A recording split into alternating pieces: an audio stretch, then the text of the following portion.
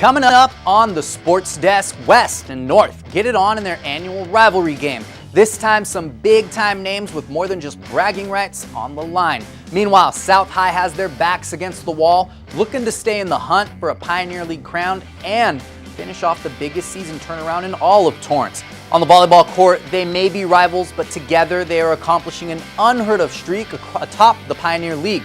Just how long have the Saxons and the Spartans owned the rest of the league? We have the answer to that, plus more scores, highlights, and updates on Torrance's prep sports scene. The Sports Desk starts right now.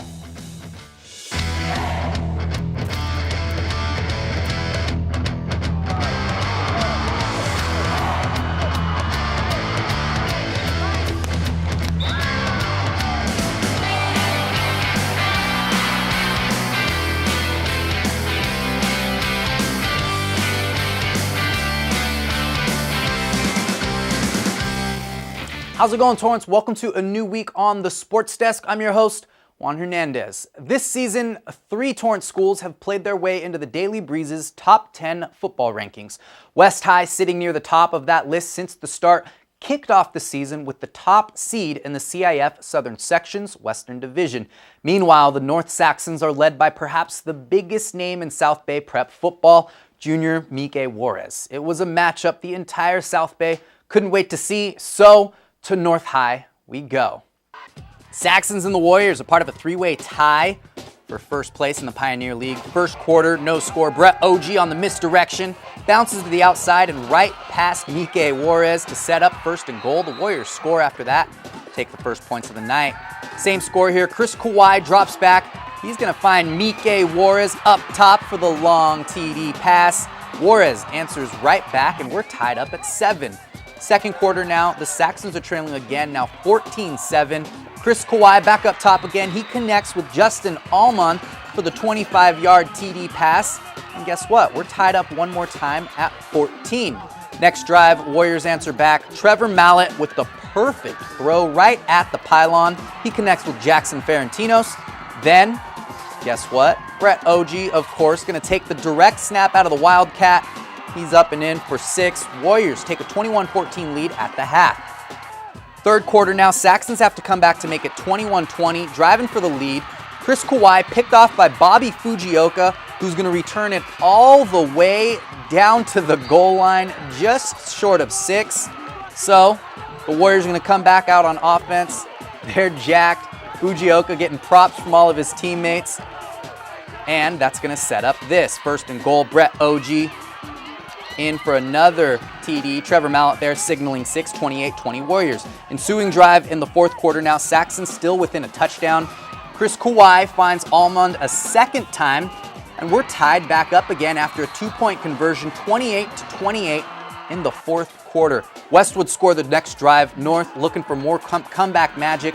Chris Kawhi going to scramble, looking for an open receiver downfield. He throws it back across the middle of the field, and the amazing catch by lineman Luis Aguiar. The Warriors would follow that up with another TD, making it a 2-score game, holding on to win, 49-35.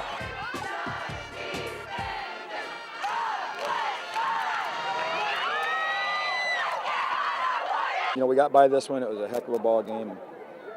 We got to prepare for next week. Were you boys a little more jacked for this one, though? Well, yeah, I think so. You know, Northwest is any of the Torrance schools playing each other is a big rivalry, and this has always been a real big rivalry, you know, even way before I even got here, you know, and we've had some history in this game. Historically, you know, West and North have a good battle going with each other, and you know, this was one of them. It's been very strange, so, you know, we're looking for a little bit of normalcy coming up, but... What have you learned about your team, though? Just their character, their resolve. They don't, you know, we had a chance. I think at halftime they felt a little bit like, you know, we just made a mistake there and gave them some points that we shouldn't have done. But, you know, they bounced back. They were ready to go. We stopped them on their first drive, and we didn't stop putting points up. So. The Warriors and the Saxons combined for 36 points in the fourth quarter alone. The 2 starting quarterbacks combined for over 650 yards through the air and 5 TDs. Before the game, Mike Juarez and Brett OG exchanged a few tweets about who was going to, quote, get loose. In this one, OG lined up on the corner against Juarez most of the night, with Saxon Jr. snagging almost 200 yards through the air. On the other side of the ball, OG had his standard multi-TD game on 122 yards rushing. All this follows up a crazy stretch for the Saxons. Just 3 weeks ago, they were a part of that double forfeit against Inglewood, forced to forfeit their next game, then playing the following week in their Pioneer League opener without 9 varsity players. You heard Coach Todd Croce there. He's excited for this team to get back to a little bit of, quote, normalcy. Now that the madness of the Northwest rivalry is past us for this regular season, we can turn our attention to the home stretch of the West Warriors season. Their 14-point win over North Torrance marked the closest game so far. They've won by an average of 24 points a game, and just once they've been held to less than 30. Looking at the rest of the Warriors' schedule, it's time to start asking if anybody will slow them down. In 2006, the West Warriors won their first 4 games before a 14-14 tie against South Torrance provided the only blemish of a near-perfect regular season. That Warriors team finished with 12 wins, 1 tie, and a second-round playoff loss. Since then, the deepest Warrior Nation has made it into the season without a loss has been 5 games. In 2012, the 5-0 start gave way to 3 straight Bay League losses. The following year, another Week 6 loss. By now, Greg Holt and his team have learned how to handle hot starts. When you start winning like this and you have a little run going, somebody's going to sneak up on you. And so you got to prepare every game like it's a championship game. So it doesn't matter who we play next week. Holt preaches to his team each week their record is no wins, no losses. A new season every week to keep that championship game mentality. It's given birth to the school's first 7-0 start in recent memory. But of all the seasons for the Warriors to have one for the record books, many wouldn't have chosen this one. Well, I was surprised when we were 5-0 or 4-0. Coming into the season with 4 returning starters. Surprised 7-0? Yeah, I think so. But I don't want to make it sound like we don't have a pretty good football team. I think we do. But there were some pieces of the puzzle that had to come together. And now I'm pretty satisfied with where we're at. Those pieces of the puzzle, according to Coach Holt, are the contributions from more big-time players on the Warrior roster. Through 7 games, senior running back Brett OG led the Warrior offense and much of the southern section, rushing for over 850 yards and 20 touchdowns. Holt says being able to win without leaning on OG represents how good this Warrior squad could really be. So far, they haven't had to test that theory because they just keep winning anyway. West entered Pioneer League play this year on a 12-game winning streak against Pioneer League teams. If you include the addition of Lusinger, a former Bay League opponent that came with West to the Pioneer League, that streak extends to 16 games. 16 games since the last time West High lost to a Pioneer League team on October 8th, 2010. So while the Warriors keep telling themselves week by week they're 0-0 on the season, the rest of us can keep an eye on Torrance's longest-running win streak. More Pioneer League football now. The South Spartans have been this fall's surprise team, blasting by their 2013 win total and turning around a program that spent 2013 in the bottom of the Pioneer League standings. But after a 4-0 start, October turned into a snag in their Cinderella season plans. A 2-game losing streak included dropping their first league game, a running game that had controlled the tempo of every single competition, suddenly unable to keep the ball, making room for the Spartan D to give up 99 points in 8 quarters of football. All of a sudden, 4-0 had become do or die by week 7. So, the Spartan faithful getting jacked up for this one. Second quarter, 13-7, Bailey Biazovich gonna snag his first INT and return it deep into Centennial territory. That's going to set up a Spartan TD for their first lead of the game, 14-7. Then, the closing minutes of the half, Gabe Zaniga finds Bailey for the 23-yard TD. The Spartans come back to take a 22-13 lead at the half after they fell behind 13-0 in the first quarter. Off to the fourth quarter now. Brother Vinny Biazovich looking to top Bailey with the Apaches working on a comeback. We're at 28-20. He takes the handoff, and after one juke, he gone. 54 yards for the score. Spartans put it out of reach with 5 minutes to go in the game. They go on to win 36-28. Bailey Biazovich after the game. We just came over the adversity that happened in the last 2 games. We've been struggling, and we came out and had a hard practice this week, and it paid off in the long run. 2 INTs from Bailey and 169 yards rushing from Vinny. The Bjazovic brothers continue to lead the Spartans, but the entire Spartan running game getting it done here. A 16-yard and 8-yard TD from Kevin Adams, plus 89 yards from QB Gabe Zuniga on the ground. Another 71 rush yards and a touchdown from Cameron Dillon. Real group effort there. The Spartans running the ball with whoever and whenever they choose to in this one. All right, everybody, coming up, more scores from the football field. Brett OG is the main man in West High's backfield, but a certain Tartar running back is giving him a run for his money this season. Okay, so we drowned the fire, stirred it, drowned it again, and now just feel if it's cold. Yeah. Cool.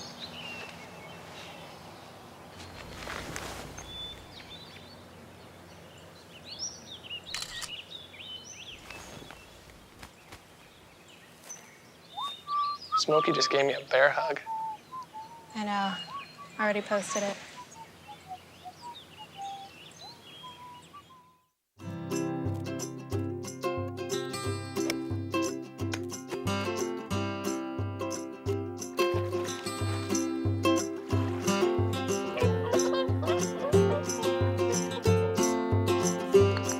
Think you found every hazard out here today? Think again. The spot you missed could be a killer. That spot on your skin could be skin cancer. Fact is, if you're a man over 50, you're in a group most likely to develop skin cancer, including melanoma, the kind that kills 1 person every hour. 1 in 5 Americans is likely to develop a form of skin cancer during their lifetime. That's why your best shot is to check for a spot. It's easy. Follow through and check your skin. It could be the save of a lifetime. Go to spotskincancer.org to find out how. A message from the American Academy of Dermatology. Hi, welcome back. So far from the gridiron, 2014 has been the year of the running back. In this show alone, we've seen 2 running backs leading their offenses to huge seasons. At West, it's Brett OG's 850 yards on the ground. At South, Vinny Bjazovic's countless multi-TD games has led an offense that's averaging 38 points a night. Meanwhile, no school lives or dies by the running game quite like the Torrance Tartars. Senior running back Tyree Harris put up the game of the year when he racked up over 300 yards and 7 touchdowns against South High. So, what would he do for an encore? Well, Harris follows up that 7 TD night in week 6 with another 3 trips to the end zone and 167 yards on the ground. Harris has 600 yards and 12 TDs just this month alone. With 2 games left in October, we'll have to watch for a record-setting month from the Tartars' senior back. The Tartars moved to 5-2 overall. Since their week 1 loss to Banning, they've scored more than 30 points all but once. But more importantly, 2-0 in league play, keeping pace with the undefeated West Warriors. West and Torrance close out the season against each other, so we could be looking at a huge matchup with the league title on the line in just a matter of weeks. Bishop Montgomery can extend their win streak to 3. St. Anthony beats up on the Knights with 26 first quarter points. Crunch time at Bishop begins now. The Knights will close out their season with 3 South Catholic League games. One thing to be positive about, after struggling on offense with just 13 points in their first 4 games of the season, they've now rallied off 108 points in 3 consecutive and 3 contests since. They were averaging 1 point a quarter, 36 points a game now since then. On the pitch, the El Camino men have moved into first place in the South Coast Conference. After a conference opening loss to Mount Sac, the Warriors have rallied 5 wins in a row. The Warriors have yet to be shut out a single time this season. Victor Guerrero notches the game winner against Compton College in the 64th minute. That pushes Elko into sole possession of first place. They'll close this week against second place Mount Sac at home.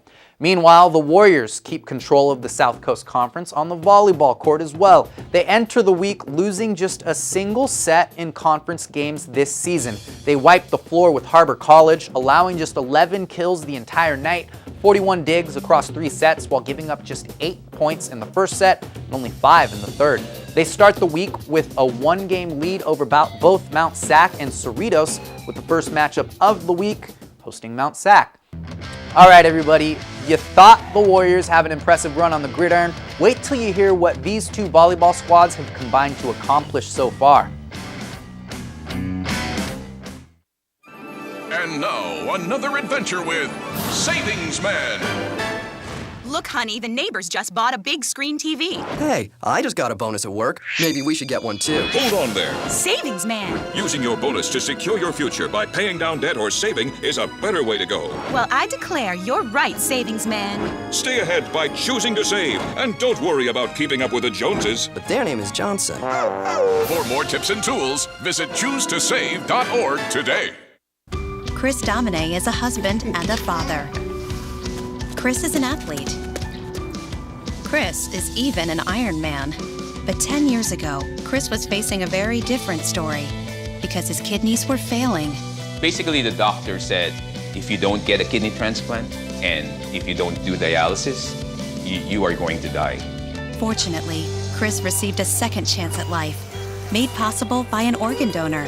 You know, your well-being changes, you know, from loss of hope to hope to better times ahead. More than 100 million people in America are registered organ, eye, and tissue donors.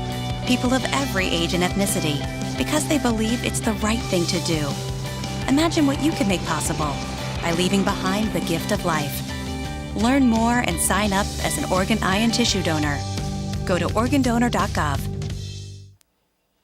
Hi, welcome back. It's been a long time since the Saxons and the Spartans have made room for anybody else atop the Pioneer League volleyball standings.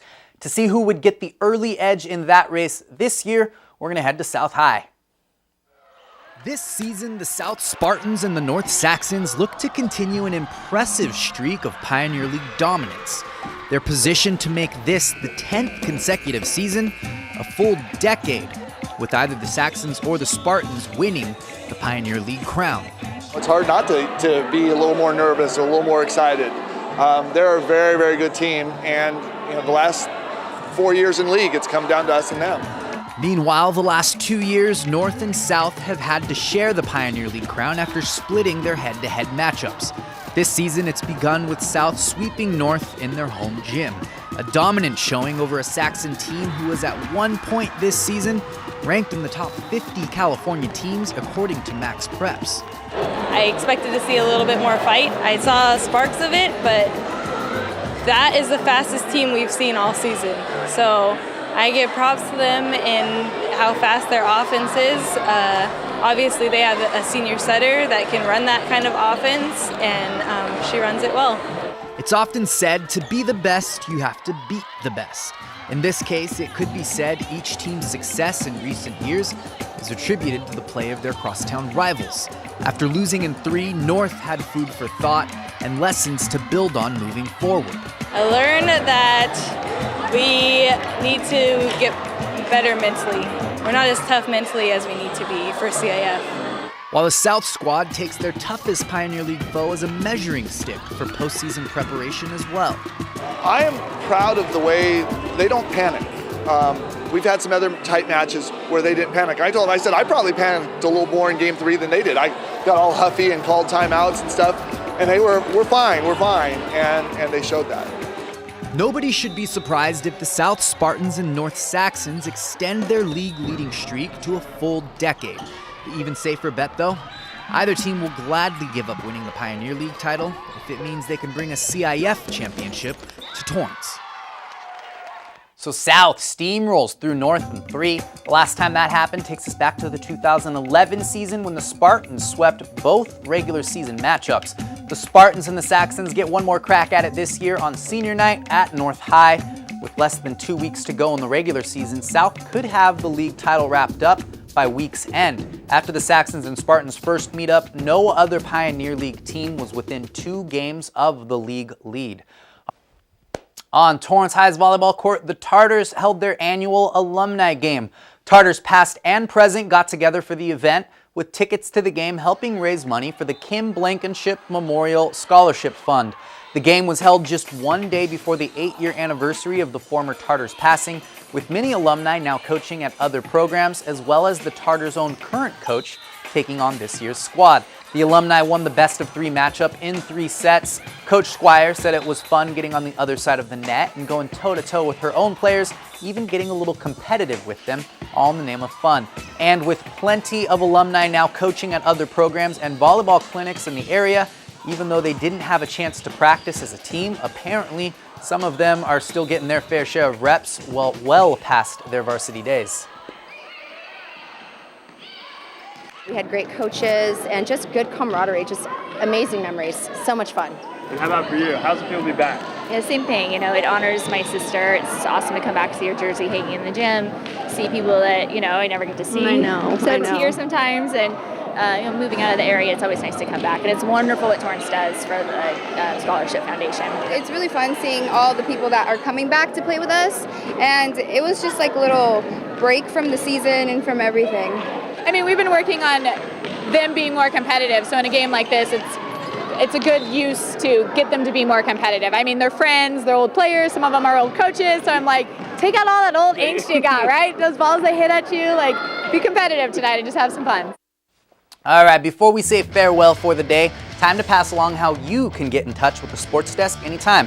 We're always just an email away when you have a great story idea, you want to invite us out to a game, or you just feel like saying hey. You can also catch our Facebook page for random updates and photos from games all over Torrance. All right, everybody, that wraps up another week on the Sports Desk. We'll see you next week.